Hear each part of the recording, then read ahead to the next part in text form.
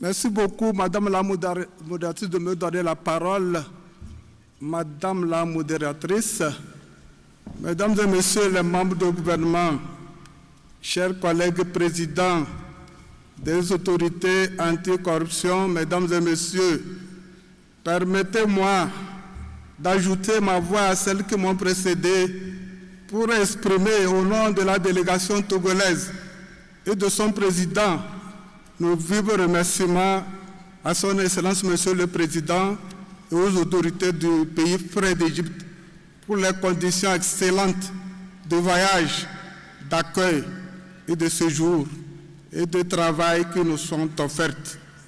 Madame la modératrice, je voudrais préciser que, en quittant mon pays, le Togo, j'étais préparé pour intervenir sur le thème le rôle de la lutte contre la corruption dans le développement de l'Afrique.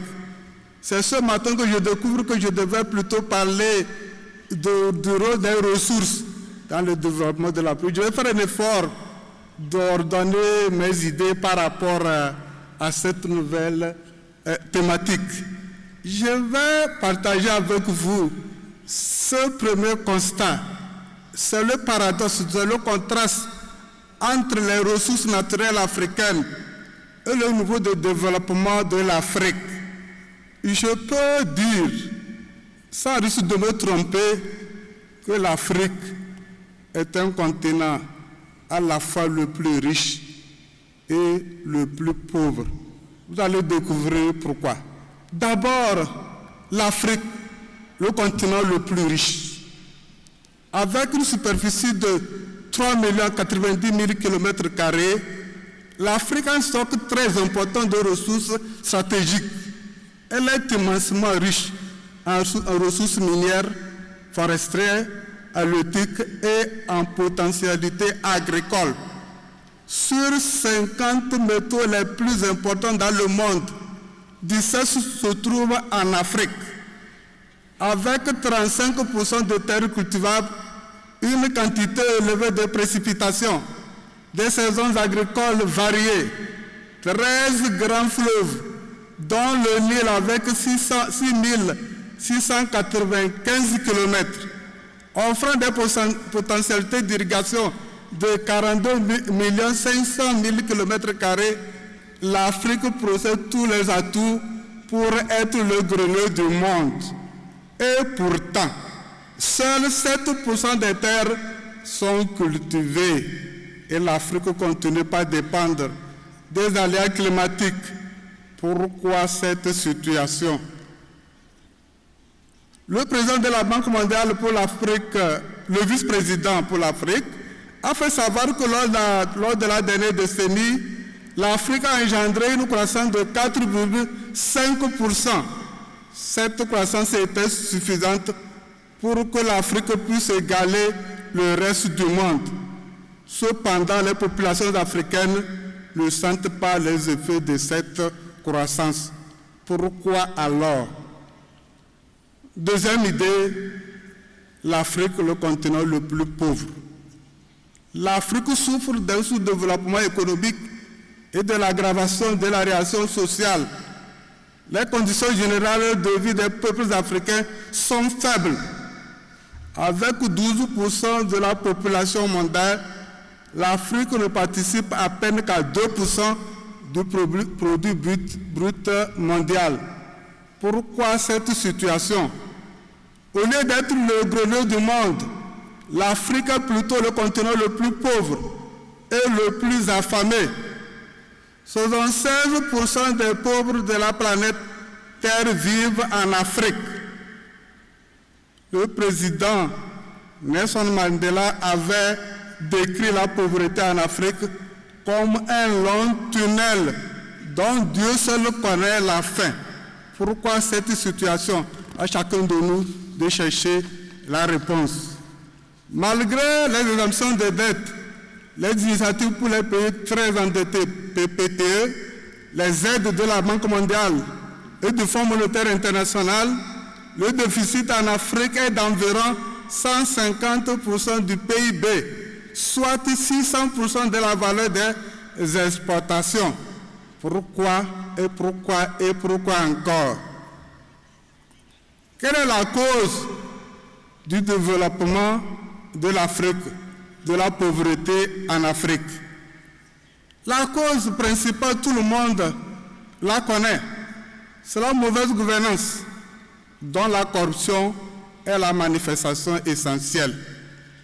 La corruption liée à diverses activités frauduleuses en Afrique fait perdre chaque année une somme de 148 milliards de dollars, qui représente environ 25% du produit intérieur brut moyen de l'Afrique. Le continent africain perd entre 50 000 et 80 000 milliards de dollars par an au titre des flux financiers illicites. C'est selon le rapport du panel de haut niveau présidé par l'ancien président Thabo Mbeki. Ce montant est 10 fois supérieur à l'aide publique au développement. La proportion étant d'$1 reçu par l'Afrique. Pour $1 reçu par l'Afrique, il perd $10 au titre des flux financiers illicites. Je voudrais préciser que d'après le Forum économique mondial, il suffit de 10 000 milliards pour que nous puissions atteindre les objectifs de la fin de la pauvreté à l'horizon 2030. Il suffit qu'on arrête la fraude, la corruption, les flux financiers illicites, 5 ans seulement en Afrique, et nous avons réuni 10 000 milliards de dollars pour développer l'Afrique. C'est la corruption qui est la cause principale du retard du développement de l'Afrique. Où est donc la solution? Où trouver la solution? La solution, tout le monde la connaît. C'est ce que nous répétons toujours. C'est ce que les chefs de l'État de l'Union africaine ont constaté et ils ont déclaré l'année 2018 vaincre l'Afrique. Ils ont déclaré ce thème, vaincre la corruption, une option vitale pour la transformation de l'Afrique. Cette réalité, elle se trouve également dans l'agenda 2030, notamment en ses objectifs 11, 12 et 13. Tout le monde est d'accord, il faut vaincre la corruption. Mon pays aussi est d'accord. Nous venons d'adopter un plan de développement quinquennal 2018-2022 et nous sommes d'accord que pour pouvoir l'atteindre, il faut mettre fin à la corruption. Quels sont les moyens pour mettre fin à la corruption afin que l'Afrique puisse développer? Je voudrais reprendre 3 idées. C'est connu de tout le monde. Je voudrais insister, nous devons insister jusqu'à ce que nous puissions atteindre le but visé. Je pense que pour pouvoir combattre efficacement la corruption en Afrique, la première idée, la première condition, c'est la volonté politique. C'est cette volonté-là que nos pays ont exprimée en ratifiant notre convention commune et celle des Nations Unies. Après avoir ratifié, on a procédé à l'implémentation. On a pris des lois nationales, on a créé les autorités. Mais 15 ans après, nous constatons que nous n'avons pas fait beaucoup de progrès. Pourquoi alors? Qu'est-ce qu'il faut? J'estime qu'au-delà de la volonté politique, il faut désormais parler de l'engagement politique. Voici comment je comprends l'engagement politique. Il faut que nous nous engageons en Afrique pour la tolérance zéro à l'égard des actes de corruption. Pour ce faire, il faut mettre fin à l'impunité en Afrique. Nous devons nous engager à mettre fin à l'impunité en Afrique. Il faut aussi accorder aux autorités anticorruption d'Afrique des moyens suffisants, des moyens matériels, financiers et humains. Il faut leur accorder une indépendance aussi suffisante et puis leur accorder un mandat clair en matière d'investigation.